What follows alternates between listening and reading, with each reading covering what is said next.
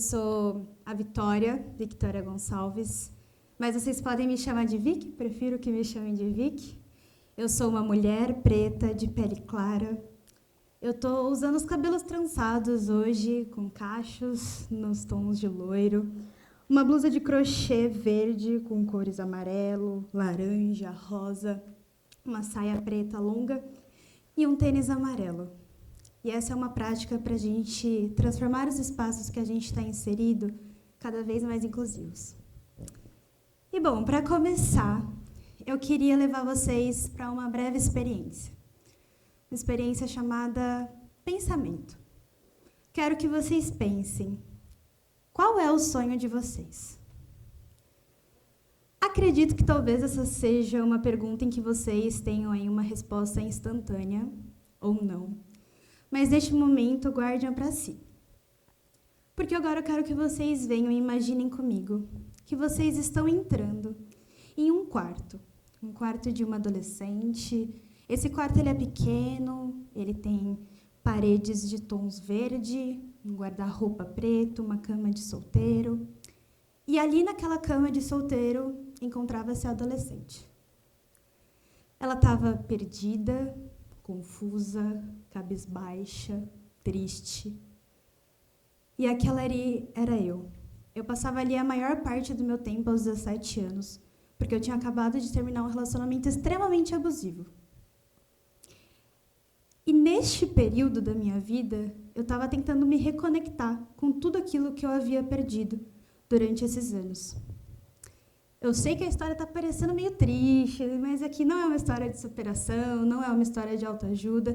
Só que é para trazer um pouco mais de contexto para vocês e eu vou continuar com só mais um pouquinho de história. Foi ainda neste momento de reconexão que eu fui buscando me reconectar com o meu propósito. Porque eu sempre tive um propósito muito claro na minha vida. Eu queria impactar. Queria impactar as pessoas, o meio ambiente, o mundo, o planeta Terra. Eu queria ir longe, porque eu sou extremamente sonhadora, e foi isso que me manteve e me mantém viva até hoje. E pensando neste momento todo de reconexão, eu fui buscando coisas que fizessem sentido para a minha vida visando o futuro. E foi aí que eu decidi cursar administração pública, aqui na Unicamp de Limeira. Neste momento, eu comecei a pensar, talvez eu consiga ser útil para alguém ou para algo se eu fizer essa graduação. E o resultado foi que eu fiz essa graduação. Durante o meu processo aqui na graduação, eu fui buscando formas de como conectar o meu propósito de vida pessoal com o meu propósito de vida profissional. Afinal, eu sou uma só. Às vezes a gente se perde, né? Ah, mas como que eu tenho um propósito pessoal diferente do meu profissional? E neste momento eu comecei na loucura de vida de estágio, onde eu vou trabalhar, com o que eu vou trabalhar. Porque quando a gente está na faculdade, a gente está extremamente perdido e confuso. Pelo menos eu estava. E foi aí que eu encontrei 4 palavras que eu nem sabia que eram área dentro do mundo de trabalho e que eu pudesse trabalhar com isso, que era diversidade e inclusão e responsabilidade social. Quando a gente está falando de diversidade e inclusão, a gente está falando de pessoas diferentes, variedade, multiplicidade, pessoas diferentes dentro de um ambiente. Deixo até para vocês que estão aqui fazerem uma reflexão. Olhem ao redor de vocês e vejam se as pessoas que estão aqui são pessoas diferentes. Inclusão é fazer com que essa mistura toda funcione. É fazer com que as pessoas que estão nestes espaços, elas se sintam pertencentes para elas serem quem elas quiserem ser. E responsabilidade social se relaciona diretamente com diversidade e inclusão. Responsabilidade social é essa ideia de que as empresas, os indivíduos, eles precisam desempenhar de ações que sejam éticas e positivas em prol da economia, do meio ambiente, da sociedade, das pessoas. Eu sei que da forma que eu estou falando aqui pode até parecer simples. Ah, mas a Vitória está falando super tranquilo, diversidade, inclusão, responsabilidade social, mas não é. Estes são conceitos extremamente complexos. Não é à toa que a gente tem pessoas dedicadas ao tema, empresas dedicadas ao tema, e a gente tem isso se expandindo cada vez mais no mundo. Mas tudo que eu vou falar aqui, eu quero que vocês reflitam a partir da sua própria perspectiva, a partir do eu.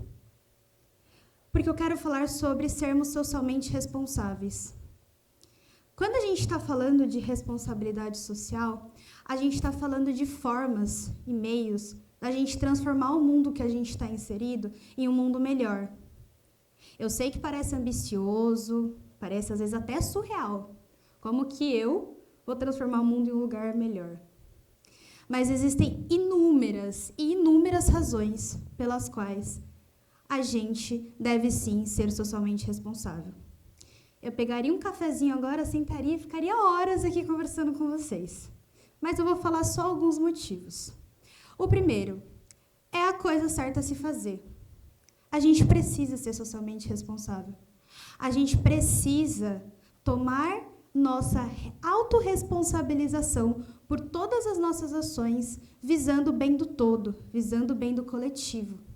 E quando eu falo do todo e do coletivo, é o todo mesmo. É o meio ambiente, é as pessoas, a economia, é tudo.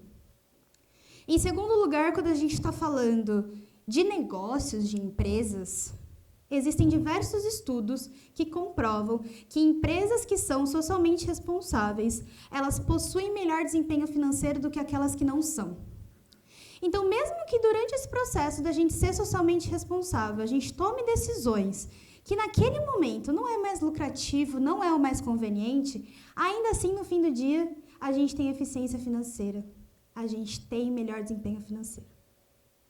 Em terceiro lugar, quando a gente assume o compromisso da gente ser socialmente responsável enquanto indivíduos, enquanto seres humanos dentro de uma sociedade, a gente assume o compromisso e a gente está desenvolvendo ações em prol de um mundo melhor.